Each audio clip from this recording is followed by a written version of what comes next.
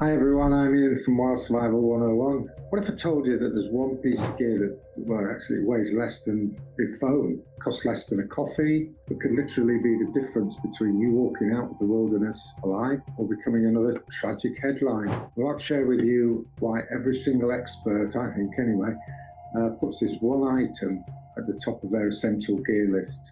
So what is that item, do you think? So when I got into wilderness survival, I was completely overwhelmed. So much to take in, to learn, all the gear, etc. Every expert I came across, what I read in books and online, had different opinions about what gear you absolutely need. But there was one item that appeared on every single list I found, every single one, the survival blanket. Today, I'm breaking down why this tiny piece of equipment has earned its place as the ultimate wilderness insurance policy, really. Here's what blew my mind when I started researching this, really. And hypothermia is responsible, from what I've read, for more outdoor deaths than most people realise. I'm not just talking about extreme mountaineering or Arctic expeditions. So, as you know, hypothermia, when the body chills too much, your core temperature drops too much, and it affects the performance of the body, actually, and how you think and how you act. It's pretty serious if you get hypothermia. So people can die from hypothermia in 50-degree weather, which might be surprising. 50 degrees, yeah. Spring and fall temperatures, really, in most, that most of us consider perfectly fine for hiking. We feel warm, we've got gear on, and it might be 50 degrees, but we're okay. However, emergency medical professionals see this constantly. Hikers arrive thinking they just got a little bit cold, Their core body temperatures actually drop to dangerous levels and they're not really realizing it. And the scary part is it can happen faster than you think.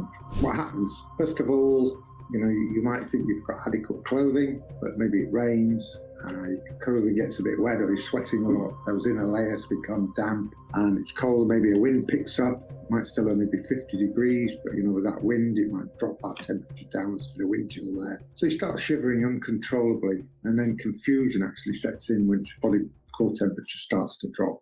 And then your decision making becomes impaired, which is exactly when and where you need it most. And without intervention, you can go from feeling chilly to life-threatening hypothermia. It can happen as quickly as under 30 minutes as well. So that's why every expert insists on this one piece of gear, because once your body heating system starts to fall off in performance, it starts failing, you need immediate heat retention. And nothing, when you're out there in the big great outdoors, nothing works faster than a survival blanket, really.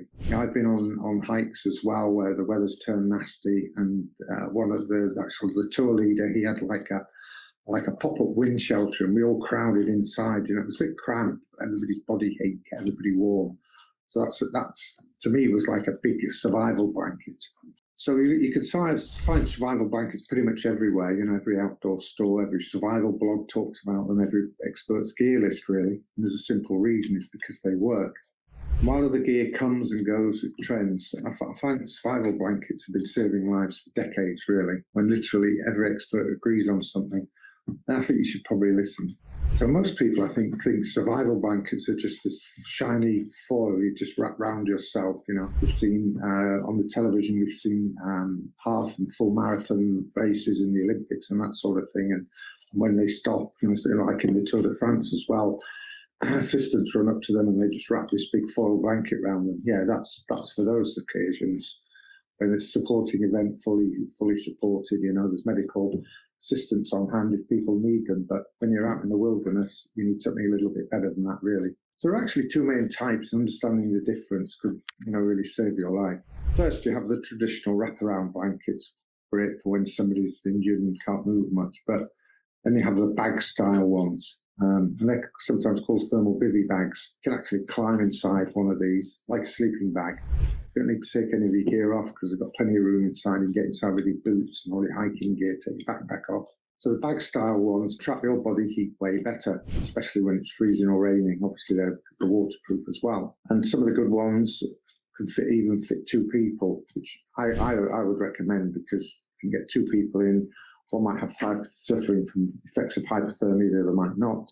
So the person that isn't, share the body heat with a person that is potentially suffering from hypothermia. So here's the science: thermal reflection. Your body constantly radiates heat, as you know. As in even in cold conditions, you lose you lose heat faster than you can produce it. It can be if you're just sitting around, taking account that wind chill as well, temperature dropping. Survival blankets work by bouncing radiated body heat back towards you inside that thermal blanket, creating an insulation barrier that dramatically reduces heat loss. So, in emergency situations where every degree matters, this heat retention can buy precious time for rescue efforts. We're talking about the difference between hypothermia setting in within 30 minutes versus having hours to get help. So sometimes I get questions about durability and reusability of these survival blankets, or these survival blankets as well. People want to know if these can be used multiple times. Well, here's my take. While some can technically be reused, they're low cost, compact storage, make them replaceable for the most practical approach, really. If you think of people getting into them, using them once, they've got their walking boots on, they might put a tear in them or split a seam or something like that. I mean, they are pretty durable, but they're not indestructible. That's what I'm trying to say. So if you think any of them, one has been damaged due to use, it's better just to throw it out and buy a new one. And they cost less than most energy drinks, and a smaller pack, than your phone as well. Don't risk it failing when you most need it. Your emergency gear should provide absolute reliability when lives depend on it. So what should you look for when you're looking for a survival blanket or survival bag? Essential features: compact pack size, lightweight construction, adequate dimensions to cover an adult or two adults, and waterproof materials. Get one that's big enough. It doesn't cover the whole person. It's not very good, really. It's pretty useless. Two-person ones are smart, better coverage and sharing that warmth between those two people. Do research, read reviews from people who have actually used these in emergencies, not casual testing. I mean, Amazon sells pretty much everything, so does AliExpress.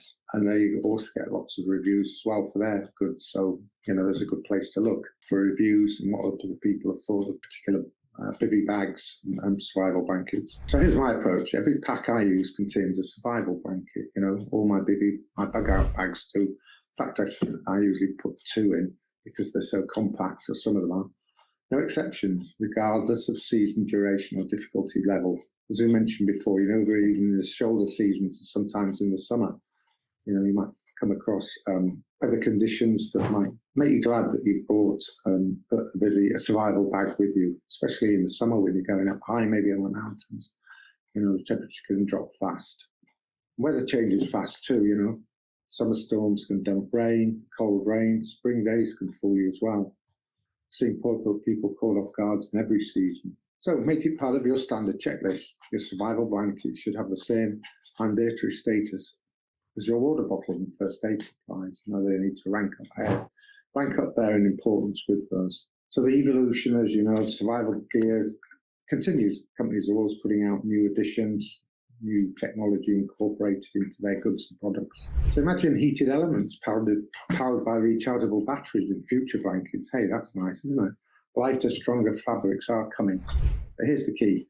Technological advancements shouldn't overshadow the fundamental principles of carrying one or more basic survival bags. So basic survival blankets provide reliable protection today.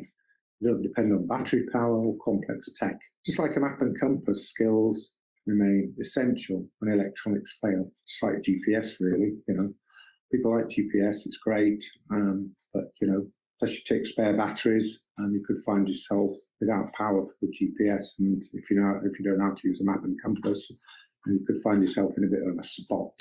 With quite a few years of outdoor experience, I always include a survival blanket. Not very pricey, they don't weigh very much, and they do save lives as well. A weekend hiker or hardcore mountaineer, doesn't matter, get one. It's like car insurance for your body heat, really. You hope you'll never need it. When the weather turns nasty, it could be what gets you out alive. And instead of on the evening news, really, you don't want to be there. Make it a habit, always pack one. It takes zero effort. It could literally save your life. Day hikes, week-long treks, anything that gets you away from civilization. Nothing else protects against hypothermia like this does.